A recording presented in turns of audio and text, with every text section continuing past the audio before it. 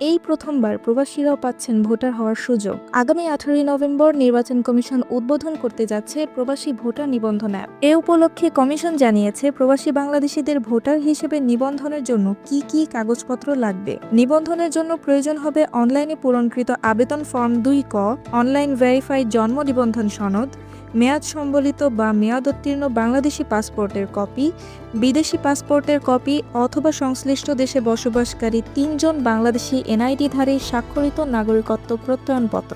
এছাড়া লাগবে পিতামাতার এনআইডির কপি, জন্ম বা মৃত্যু সনদ, ওয়ারিশ সনদ অথবা নাগরিক সনদ এবং 1 কপি রঙিন পাসপোর্ট সাইজ ছবি।